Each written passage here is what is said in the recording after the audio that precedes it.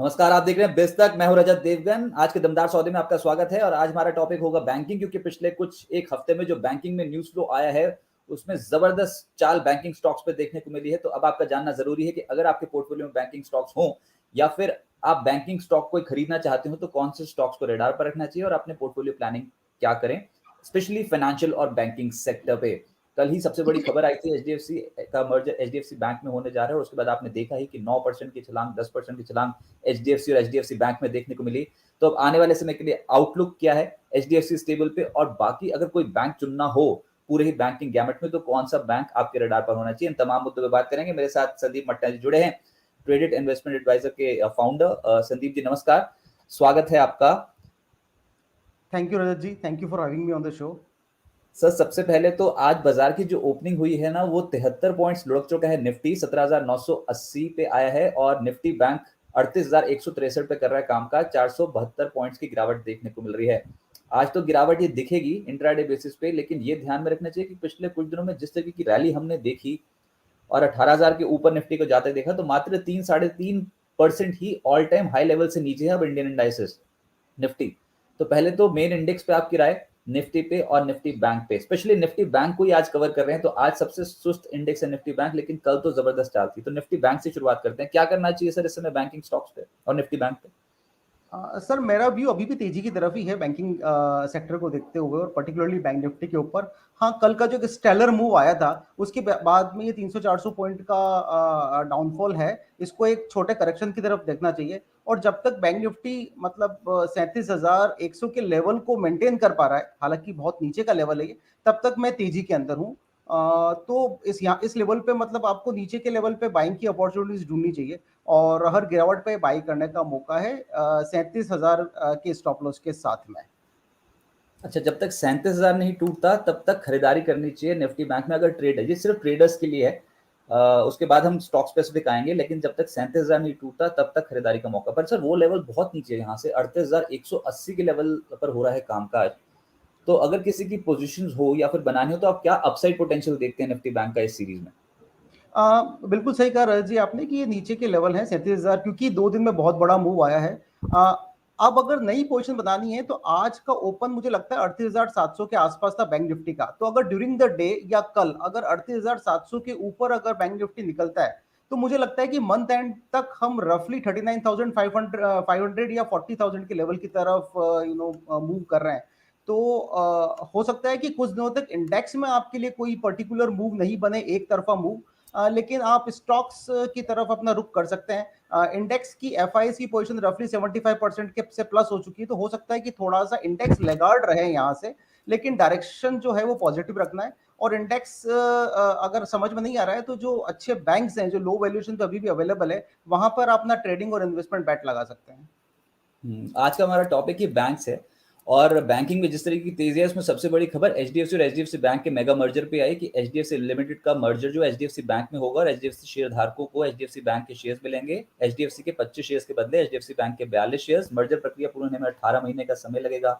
RBI, CCI, IRDA और SEBI stock exchange share धारकों के अप्रूवल लेना जरूरी होगा।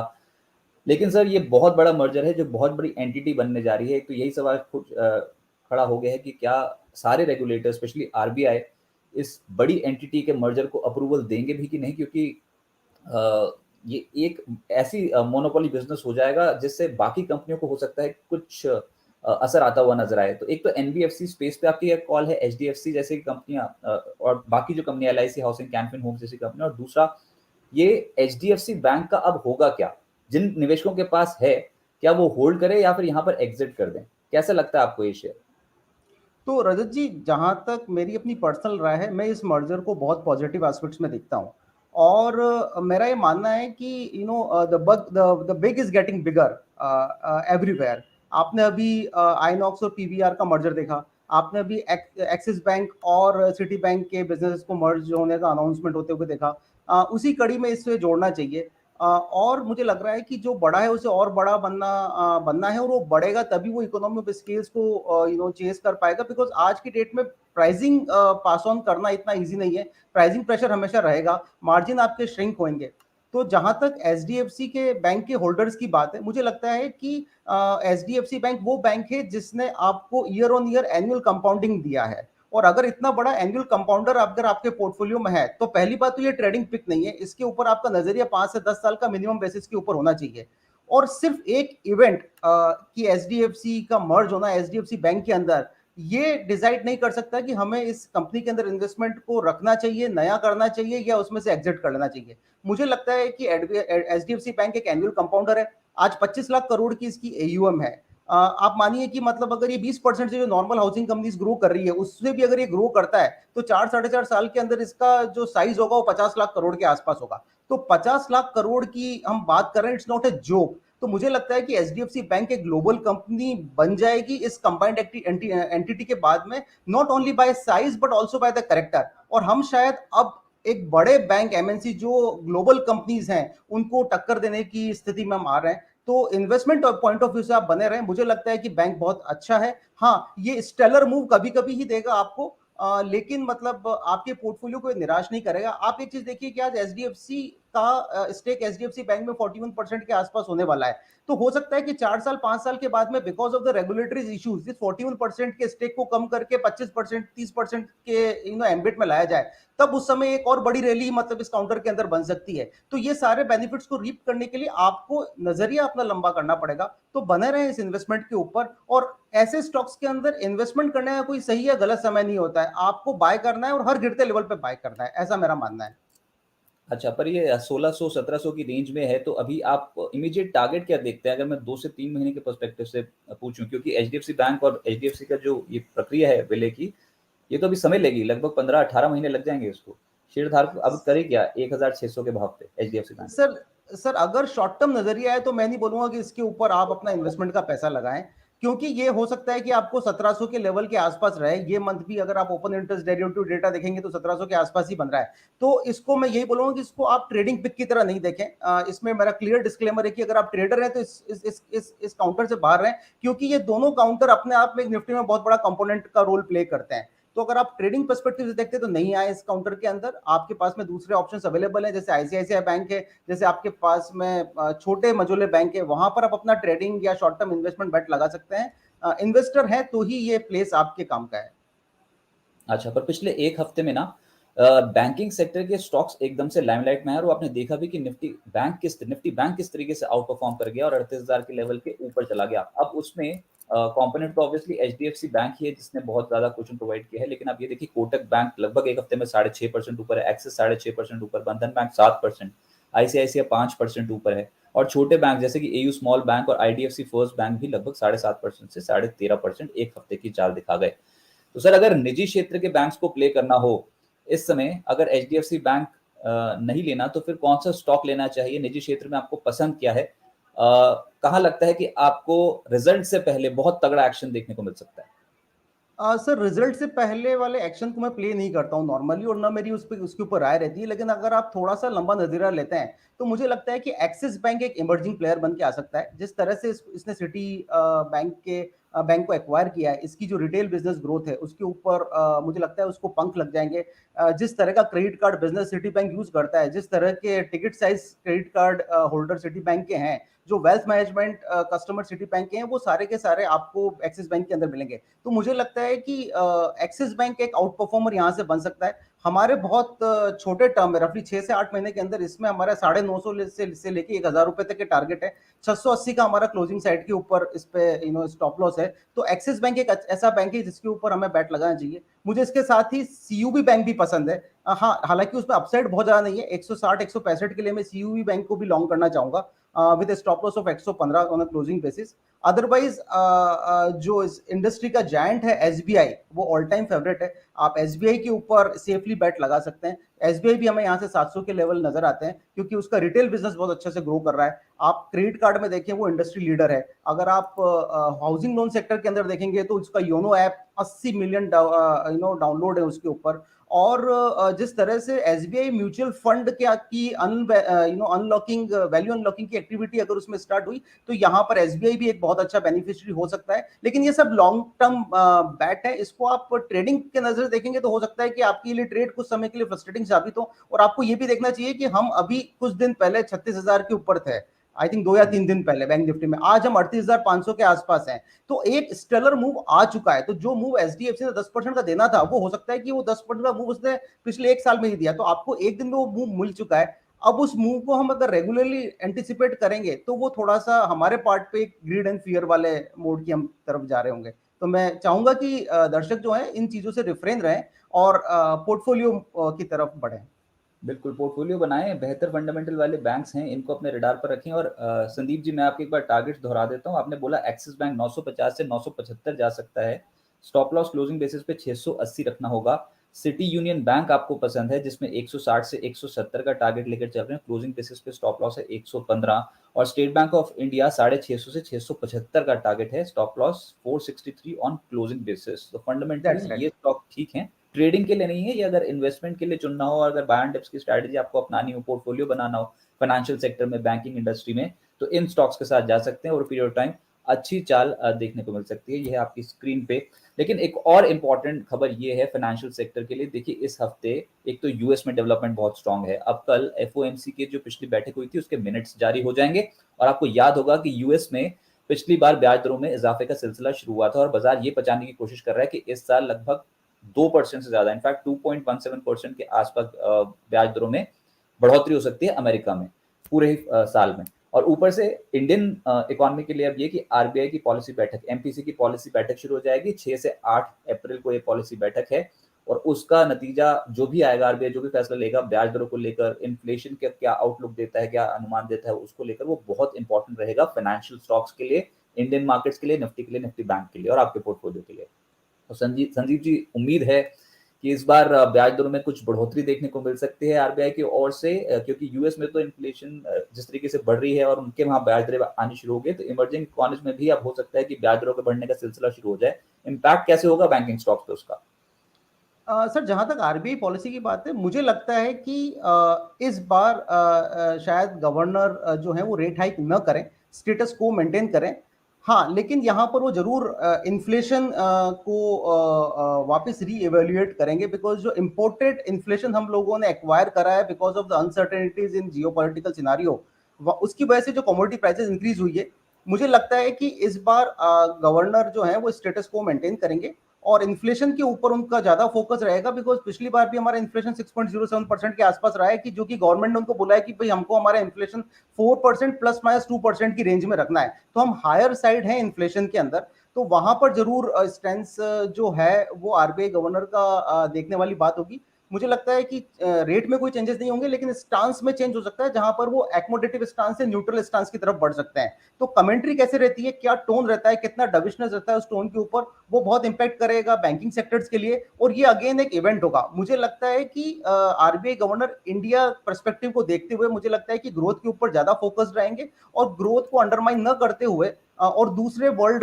के जो सेंट्रल बैंक है उससे बेटर करने की कोशिश करेंगे और रेट को इस बार नॉर्मलाइज या मतलब उसमें कोई भी फेरबदल नहीं करेंगे। और जो अकोमोडेटिव स्टांस था, हो सकता है कि वो अब वो हटा दें, और ये कहीं ना कहीं फैक्टर जरूर करेगा मार्केट्स। निफ्टी बैंक में ऑलरेडी तेजी आ चुकी है, लेकिन थोड़ा कॉशियस रही है हायर लेवल्स पे। अब आरबीआई एमपीसी की पॉलिसी बैठक जो होगी वो बहुत इंपॉर्टेंट रहेगी फाइनेंशियल स्टॉक्स के लिए, और ये तमाम अपडेट्स आपको बिस्तक में मिलेंगे कि जो भी फैसला होता है आरबीआई का उसका क्या असर देखने को मिल सकता है बैंकिंग और फाइनेंशियल इंडस्ट्री पे। लेकिन अब सवाल जवाब का सिलसिला शुरू करते हैं, और विकास जी पूछ रहे हैं जेएनके बैंक, इस पे क्या असर आ सकता है? इनफैक्ट जेएनके बैंक आपको कैसा लगता है संदीप जी? लग रहा है कि यहाँ से एक्शन तेज हो सकता है क्या इस स्टॉक में? और इनफैक्ट मैं जो डेटा चेक कर रहा था, इसमें यूनियन बैंक एक हफ्ते में सबसे तेज चला है 9.5%, और एक महीने में जिस बैंक ने तेजी दिखाई है सबसे तेज वो है बैंक ऑफ बड़ौदा और कैनरा बैंक। सरकारी क्षेत्र के बैंक में एक महीने में लगभग 15% से 15.5% कैनरा और बैंक ऑफ बड़ौदा उछलते हुए नजर आए। जेएनके बैंक कैसा लग रहा है आपको? सर, थोड़ा सा कंसोलिडेशन हो रहा है एक तेजी के बाद से, अपने लेवल के ऊपर अटक रहा है ये। मेरे लिए ये नो ट्रेड जोन है, लेकिन अगर ये 38 के ऊपर ही क्लोजिंग दे देता है तो मैं इसके अंदर 42 43 के लेवल देखता हूँ। 38 की क्लोजिंग मेरे लिए जरूरी है, तो अभी मेरे लिए नो ट्रेड जोन के ऊपर है। अगर आपने होल्ड किया है तो मुझे लगता है कि 30 अगर आपने ऑलरेडी इसमें पोजीशन बनाई है तो 34 के स्टॉप लॉस के साथ में आप पोजीशन बने रह सकते हैं। नया पैसा अभी नहीं डालें, 38 का लेवल क्रॉस होने दें, उसके बाद में इसमें री एंट्री करें। दीपक जी बोल रहे हैं कि स्टेट बैंक ऑफ इंडिया उन्होंने लिया है, आपका आउटलुक जाना चाहते हैं एसबीआई के काउंटर पे, क्या करना चाहिए? उनका जो इनफैक्ट खरीद है, एसबीआई लिया कि एसबीआई कार्ड? दीपक जी एक बार देख लीजिए, जो आपने भाव लिखा है मेरे को लग रहा है वो एसबीआई कार्ड का है। मैं दोनों ही स्टॉक्स पे व्यू दिला देता हूँ, पहले तो बैंकिंग पे चर्चा कर रहे हैं तो एसबीआई पे व्यू दीजिए, एसबीआई पे क्या करना चाहिए? सर एसबीआई पे मैंने अभी अपना व्यू शेयर कर दिया। मैं लॉन्ग टर्म इसके ऊपर पॉजिटिव हूँ। 650 से 675 के मुझे इसमें टारगेट लगते हैं एक साल के अंदर अंदर। अगर बैंकिंग इंडस्ट्री परफॉर्म करती है तो मतलब ये इसका डायरेक्ट प्ले है, आपको एसबीआई आपके पोर्टफोलियो में होना ही चाहिए। ठीक है, और जितना इसका स्केल है, जितना इसके पास में प्रोडक्ट है, जितनी इसकी ग्लोबल रीच है, मुझे लगता है कि इंडिया के हर छोटे छोटे गाँव में अगर कोई बैंक को जानता है तो सबसे पहले एसबीआई बैंक का नाम लेता है। तो ये तो आपके पोर्टफोलियो में होना ही चाहिए। अगर आपने नीचे के लेवल से लिया है, बिल्कुल बने रहें। 650 680 के टारगेट से पहले नहीं निकले। हाँ, थोड़े बहुत ऊपर नीचे हिकअप्स आ सकते हैं ग्लोबल मार्केट में करेक्शन की वजह से या किसी की वजह से। जैसे आज एक यूएस में डेटा आया है कि उनका जो दो साल का जो बॉन्ड यील्ड है वो 10 साल के बॉन्ड यील्ड को क्रॉस कर गया है। तो ये देखा जाए तो इंडियन मार्केट या इक्विटी मार्केट के लिए एक नेगेटिव खबर है कि जहाँ पे शॉर्ट टर्म बॉन्ड यील्ड जो है वो ज्यादा पैसा कमा के दे रही है compare to long term bond yield. तो उसके चलते हो सकता है कि कुछ दिन के अंदर करेक्शन मार्केट में आए, तो कुछ शेयर्स में करेक्शन आ सकता है, लेकिन उसे आप बाइंग अपॉर्चुनिटी समझे, काउंटर के अंदर बने रहें और पोजीशन को आप होल्ड करें।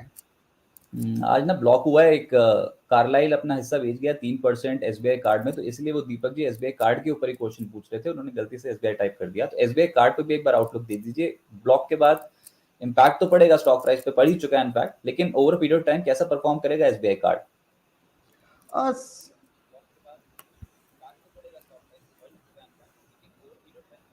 आपको मेरी आवाज आ रही है संदीप जी? हाँ मुझे, हेलो। जी जी।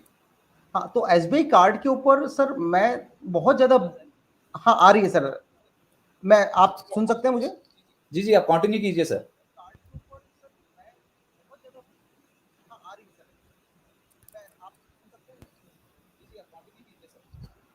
शायद कुछ डिस्ट्रैक्शन हो रहा है। Am I audible to you?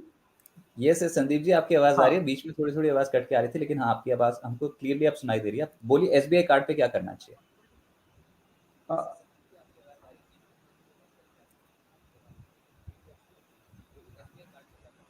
Sir SBI card के अंदर मुझे लगता है कि थोड़ा सा पोजीशन को अभी नया पैसा नहीं लगाएं, बिकॉज ये ब्लॉक डील हुआ है। इस ब्लॉक डील के का आफ्टर इफेक्ट्स आएंगे।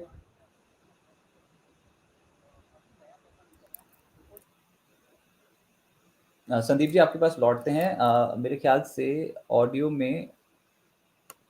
तो ये देखा जाए तो इंडियन मार्केट या इक्विटी मार्केट के लिए एक नेगेटिव खबर है कि जहाँ पे शॉर्ट टर्म बॉन्ड यील्ड जो है वो ज्यादा पैसा कमा के दे रही है compare to long term bond yield. तो उसके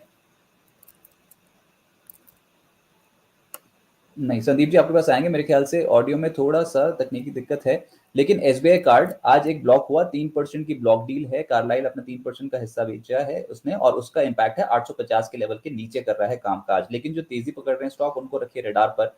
आज जो बोलबाला हुआ सबसे पहले हुआ आज केमिकल स्टॉक्स पे फिर से तेजी बनी है, जिसमें आईओएल केमिकल इस स्टॉक में दिन की ऊंचाइयों को छूता हुआ ये स्टॉक 468 के लेवल पे पहुंचा है। देखिए ये ऑलरेडी तेजी बन चुकी है, सब ट्रेडर्स के लिए जो स्क्रीन पे समय स्टॉक्स हैं ये ट्रेडर्स के लिए हैं। इन्वेस्टमेंट तभी करेंगे जब कोई डिप आ जाए और कुछ वैल्यू पे मिले आपको स्टॉक तो ठीक, लेकिन आज जो चल रहा है वो है आपके सामने केमिकल्स का बोलबाला है मार्केट में। दूसरा आया है आज यूपीएल, जिसमें एक अच्छी तेजी देखने को मिली है और ये स्टॉक आपको दिन की ऊंचाइयां छूता हुआ नजर आएगा। एल्काइल अमीन इस स्टॉक में, यानी कि chemical stocks across the board आज के सत्र में अच्छा परफॉर्म कर रहे हैं।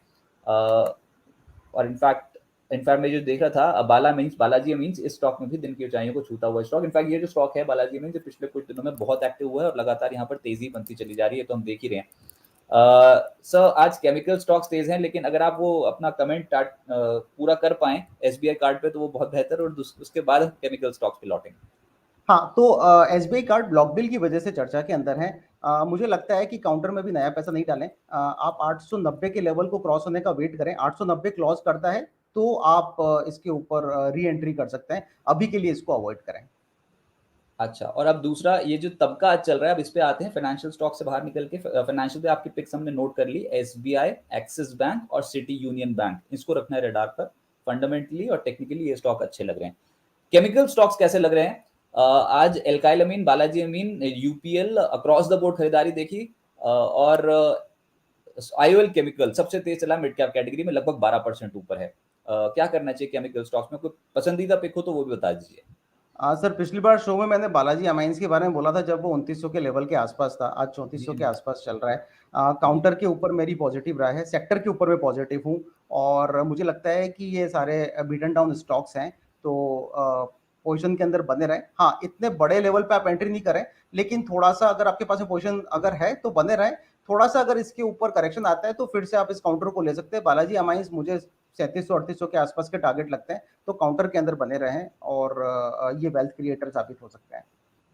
ओके राइट, तो बालाजी अमीन्स इसमें आप रखें इसको रडार पर, और निचले स्तरों पे फिर से मिल जाए तो उसके बाद री एंट्री पॉइंट इसमें। वैसे सर अगर री एंट्री पॉइंट आप बता ही दें तो वो बहुत बेहतर, थोड़ी मदद मिल जाएगी निवेशकों को किस लेवल पे खरीदना चाहिए, क्योंकि 3400 के लेवल को पार कर गया बालाजी अमीन्स। हाँ सर, इसका करेक्ट लेवल अगर आप देखें ना तो 3000-3050 के आसपास है। किसी भी डिस्ट्रेस सेल में अगर ये आपको 2900 के लेवल में मिले तो आंख बंद करके खरीद लें।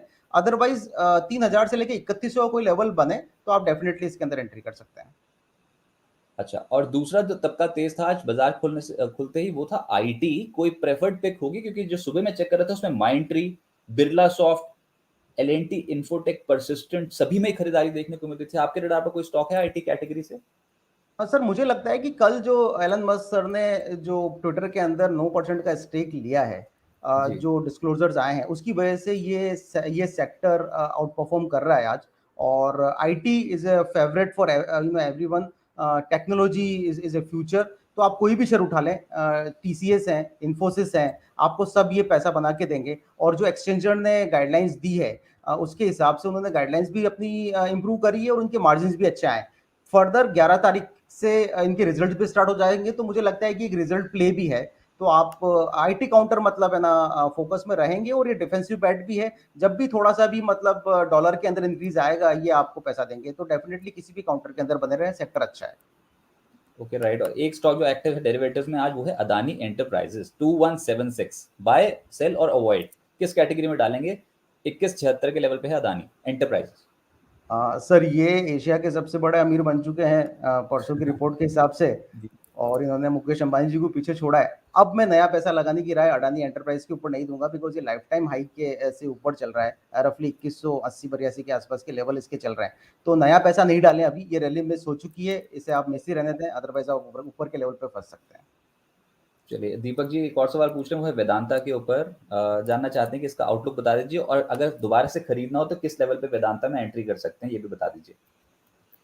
सर वेदांता में भी रिस्क रिवॉर्ड काफी नीचे आ रहे हैं, बिकॉज इसका बेस्ट बाय अगर बनता है तो वो बनता है 380 के लेवल के आसपास। अभी ये 420-21 के आसपास चल रहा है। अगेन ये पोर्टफोलियो काउंटर है, हमारा इसमें 650 के आसपास का टारगेट है, लेकिन इसमें कम से कम 1.5 से 2 साल का समय लग सकता है। एक राइजिंग चैनल की तरफ ये स्टॉक बढ़ रहा है, और मतलब आप देखें तो हर वीकली बेसिस के ऊपर ये न्यू हाइज बना रहा है। तो काउंटर अप ट्रेंड के अंदर है। नया पैसा अगर आप लगा रहे हैं तो आप ये सोच के चलिए कि आपको रिस्क रिवॉर्ड थोड़े से नियर टर्म में अनफेवरेबल हो सकते हैं। तो उस पोजीशन को ध्यान में रखते हुए आप तभी इन्वेस्ट करें कि जब आप यहाँ से अगर 10% नीचे गिर जाए तो वापस आप उस पोजीशन को एवरेज कर सकें। अदानी पे अगर प्रश्न आया है, अदानी ग्रुप पे, तो सभी पूरे स्टॉक्स पे आ जाता है, सवाल पे सवाल आ रहे हैं। वो इसलिए क्योंकि अदानी ग्रुप के स्टॉक्स बिल्कुल आउट परफॉर्म कर गए मार्केट को। हमने बताया भी था बीते हफ्ते की सबसे तेजी जो देखने को मिल रही है अदानी ग्रुप के स्टॉक्स में देखने को मिल रही है। तो सर विलमार या फिर पावर, अदानी की विलमार, अदानी पावर, कोई भी स्टॉक ट्रैक कर रहे हो, जो भी आपको लेवल्स पे अच्छा लग रहा हो तो बताइए, नहीं तो अवॉइड लिस्ट में डाल देंगे। बहुत तेजी तो ऑलरेडी बन चुकी है इन स्टॉक्स में। सर अदानी विल्मार हम ऑलमोस्ट हर शो में डिस्कस करते हैं। मुझे काउंटर बहुत अच्छा लगता है, और आरओआई बहुत अच्छा है बिजनेस का। बने रह सकते हैं। रुचि से अगर हम कंपेयर करें तो आज भी मतलब है ना प्राइस वाइज कम है, हालांकि उसका पी ज्यादा है कंपेयर टू मैं रुचि वही सोया। पूछ रहा तो सर, वैल्यू है इसमें अभी या फिर सर थोड़ा चल वैल्यूएशन रहा है तो चल करेक्शन, रहा है मतलब? नहीं हाँ वो बात सही है आपकी कि अगर अभी ये थीम में है पूरा, अगर एक पूरा मैनेजमेंट परफॉर्म कर रहा है, अगर एक पूरी ग्रुप कंपनीज परफॉर्म कर रही है, तो उसका spill over impact, ripple effect बाकी छोटे मोटे काउंटर्स पे भी आ ही जाता है। फंडामेंटली भी अच्छा है, लेकिन थोड़ा महंगा है, 100-105 के पी पे अवेलेबल है। तो नया पैसा मैं थोड़ा सा होल्ड करना चाहूंगा। अडानी पावर मुझे ज्यादा अच्छा लगता है कंपेयर टू, क्योंकि उसमें वैल्यूएशन कम है, वो एक चैनल से बाहर भी निकला है, जो उसकी 150 की रेंज थी उसको उसने ब्रेक भी करा है, तो आप वहां पर ट्राई कर सकते हैं। और पावर सेक्टर में अगर आप आरईसी पीएफसी वगैरह इनको देखें तो उतना बड़ा मूव आया भी नहीं है कंपेयर, अगर आप टाटा पावर से भी कंपेयर करेंगे तो भी ये पिछले 2-3 महीने में उसी एक छोटी रेंज में चल रहे हैं। तो अडानी पावर ने एक रेंज ब्रेकआउट दिया है, डेफिनेटली इस काउंटर को ऐड किया जा सकता है। Adani power bye and dips इसको रखे रडार पर। विलमार भी चल रहा है, तो कोई डिप आ जाए तो उसको भी पोर्टफोलियो में एक्यूमुलेट कर सकते हैं, कोई दिक्कत है नहीं। अभी तक तो सेटअप स्ट्रांग है, जब तक ट्रेंड इंटैक्ट है तब तक बाय एंड डिप्स बनते चले जाएंगे। तो पोर्ट्स रह गया, अदानी पोर्ट्स, और आज वो भी आउट परफॉर्म कर रहा है सर। इस पे टारगेट्स क्या बैठते हैं, और अगर किसी ने ले लिया हो तो वो स्टॉप लॉस क्या लगा ले अपने ट्रेड पे, ये भी बता दीजिए। और पोजिशनली क्या टारगेट्स है अदानी पोर्ट्स पे? सर अडानी पोर्ट्स में हमारे 835 के टारगेट थे, हमारे टारगेट अचीव हो गए। ये प्रॉफिट बुकिंग का जोन हमें लगता है, और इतनी बड़ी रैली हो गई है तो वो गैप को फिल करने के लिए मार्केट नीचे आएगा, रीअलोकेशंस होंगे। तो नया पैसा तो अभी नहीं लगाएं और प्रॉफिट बुक करने की कोशिश करें इन सभी स्टॉक्स के अंदर जो इतना मूव कर चुके हैं, मतलब 730 से 850 चल रहा है। स्टेलर रैली इन्होंने दिया है, मार्केट को आउट परफॉर्म कर रहा है, तो प्रॉफिट बांधना सीखें दर्शक, और अपना प्रॉफिट बांध के और लो वैल्यूएशन वाले स्टॉक्स में मूव करें। इनफैक्ट अच्छी तेजी तो आज आईटी में कुछ चुनिंदा स्टॉक्स में, जैसे कि नौकरी जैसे स्टॉक्स में बन रही है। और दूसरा है केमिकल, जो मैं बार बार कह रहा हूँ कि आज के सत्र में बिल्कुल आउट परफॉर्म करते हुए नजर आए मार्केट्स पे, तो इन पे आपको नजर रखनी होगी। स्ट्रॉन्ग खरीदारी यहाँ पर देखने को मिल रही है। ज्यादा से ज्यादा सवाल पूछिए। अभिषेक सिंह जी पूछ रहे हैं टाटा स्टील पे भी आउटलुक दे दीजिए, हाल फिलहाल में थोड़ी सुस्ती स्टॉक में देखने को मिल रही है, क्या कारण, और क्या ये यहाँ से सर अभी चलेगा, पोर्टफोलियो में रखने सर लायक है? टाटा स्टील से पहले मैं इन्फो एज जो अभी आपने नाम दिया नौकरी, उसके बारे में बताना चाहूंगा। मैं just chart chart pop out करे थे। एक बहुत अच्छा पैटर्न निकल रहा है इसके अंदर, 50 डेमा को इसने क्रॉस करा है। ये बहुत जल्दी आपको 5200-5300 के आसपास के लेवल दिखा सकता है। इस काउंटर के अंदर मेरी खरीद की सलाह है। आप अभी रफली आपको 4770-80 के आसपास चल रहा है, काउंटर के अंदर आप पैसा लगा सकते हैं, और इसको 10-15 दिन अगर आप होल्ड करेंगे तो मुझे लगता है कि ये आपको 5000 के ऊपर के लेवल बहुत जल्दी दिखाएगा। तो मेरी तरफ से ये बाय है, जिसने नहीं लिया है वो यहाँ पर अपना पोजीशन बना सकते हैं। पर स्टॉप लॉस क्या रखेंगे सर, अगर सर किसी ने स्टॉप खरीद लॉस लिया सर मेरा 5000 तक? इसमें सर मेरा स्टॉप लॉस रहेगा 4500 के आस, सॉरी 4443 के आसपास। Okay right. तो यहाँ पर तेजी। और दूसरा है टाटा स्टील, ये अभिषेक जी ने पूछा था कि टाटा स्टील पे क्या करना चाहिए, पोर्टफोलियो में रखने लायक है अभी, या फिर मेटल से अब दूर रहेंगे? नहीं सर, मैं टाटा स्टील में पॉजिटिव हूँ। ये एक रेंज में फंसा हुआ है जहां पर ये 1200 से लेके 1350 की रेंज के अंदर है। जिस दिन इसने 1350 को कन्विंसिंगली ब्रेक करा, ये आपको 1500 से पहले रुकता हुआ दिखेगा नहीं। तो नया पैसा 1350 के ऊपर ही क्लोजिंग आती है तो जरूर लगाएं। नीचे से लेवल पे लिया हुआ है तो यहाँ पर प्रॉफिट बांध सकते हैं, लेकिन कोशिश करें कि आप वापस 1360 1355 के ऊपर से री एंट्री कर लें, क्योंकि वो एक ब्रेकआउट लेवल है। तो काउंटर मुझे अच्छा लग रहा है, अमंग्स्ट ऑल मेटल शेयर मुझे ये सबसे स्ट्रॉन्ग काउंटर लगता है। और मुझे लगता है कि टाटा ग्रुप की प्रीमियम भी इसको मिलेगी, और ये ऊपर के लेवल से काफी टूट चुका है। डेफिनेटली मतलब है ना, ये पोर्टफोलियो में रखने लायक शेयर है। अगर लॉन्ग टर्म है तो इस शेयर के साथ में बिल्कुल भी कोई भी मतलब है ना, इसमें सेलिंग का विचार ना लेके आए, और अगर नीचे गिरता है तो और ऐड करें। अगर फंड्स इशू हैं तो आप अभी पोजीशन को एग्जिट कर लें, लेकिन 1360 के ऊपर डेफिनेटली इसके अंदर वापस से री एंटर हो जाए। अच्छा, और तन्मय जी पूछ रहे हैं कि बर्जर पेंट्स का long term outlook Sandeep ji आपको कैसा लगता है? बर्जर पेंट्स पोर्टफोलियो में रखें या फिर एशियन पेंट्स के जाएं? अगर पेंट सेक्टर की हमें खरीदारी करनी हो तो क्या करना चाहिए? सर बर्जन पेंट पे भी मेरा आउटलुक पॉजिटिव है। मुझे ये रफली 780 तक के लेवल दिखता है, लेकिन मैं चाहूंगा कि क्लाइंट जिसने इसको होल्ड किया हुआ है, इसको आप काउंटर को होल्ड करें। मैं नेक्स्ट 2 साल के अंदर इसके अंदर भी जिस तरह की merger activities H D F C bank में हुई है, या एक्सिस और सिटी में हुई है, या पीवीआर आइनॉक्स में हुई है, हो सकता है कि एशियन पेंट का मर्जर जो है वो बर्जर पेंट्स के अंदर हो जाए। तो मैं वहां पर एक प्री एंटिसिपेट कर रहा हूं कि इस तरह की कॉर्पोरेट एलोकेशंस, क्योंकि अगर आप देखेंगे तो भी बैलेंस शीट के अंदर एशियन पेंट ने कैपिटल एलोकेशन का एक नया फंड डाला है। तो मुझे लगता है कि ये कैंडिडेट बन सकता है कि जहां पर दोनों मैनेजमेंट, क्योंकि दोनों ही एजाइल मैनेजमेंट है और दोनों ही वैल्यू को सीख करते हैं, मुझे लगता है कि नहीं, ये इनके कोई ऊपर खबर एक, आपके हाथ लग गई है जो नहीं आप नहीं खबर नहीं है, नहीं एक्सक्लूसिवली नहीं हमें प्रोवाइड कर रहे हो, या फिर हम नहीं मान नहीं के ये चलें खबर कि नहीं है, आजकल नहीं नहीं ये प्रतिद्वंदी मिल खबर नहीं जाते हैं, है। पीवीआर आइनॉक्स मिल गए हैं और उसके बाद अब बस आप एशियन और बस वो बर्जर की तो। इसी मेरे लिए पोर्टफोलियो मैं एक एंटिसिपेट कर रहा हूं कि हो सकता है कि इस तरह की एक्टिविटी आपको बर्जर पेंट्स के अंदर भी दिखने को मिले वैल्यूएशन के हिसाब से। और मुझे लगता है कि एशियन पेंट उस कैपेबिलिटी के अंदर है कि जहां पर वो प्राइसिंग बेनिफिट को मेंटेन करना चाहेगा और बर्जर पेन उसको एक टफ कंपटीशन दे रहा है। तो मुझे लगता है कि कहीं ना कहीं ये कॉर्पोरेट रिस्ट्रक्चरिंग हो सकता है 2 साल के बाद में, 3 साल के बाद में मतलब है ना पेंट सेक्टर पर्टिकुलर के अंदर हो सकती है, बिकॉज ये सब कुछ लिंक्ड है क्रूड ऑयल के साथ में, और क्रूड ऑयल इन ये कंपनीज कंट्रोल नहीं कर सकती। तो इनके लिए केवल एक ही पॉइंट बनता है, स्केलेबिलिटी को अचीव करना। अगर ये स्केलेबिलिटी को ऑर्गेनिकली इनऑर्गेनिकली अचीव कर पाते हैं तो उसमें सबके लिए विन विन सिचुएशन बनता है। तो ये मेरी तरफ से कोई इनसाइडर इंफॉर्मेशन नहीं समझे आप इसको, नहीं नहीं ठीक है, ये वो सिर्फ आपने मैं किया, वो आपने एक डिस्क्लेमर एंटिसिपेट ऑलरेडी कर रहा दे हूँ। दिया।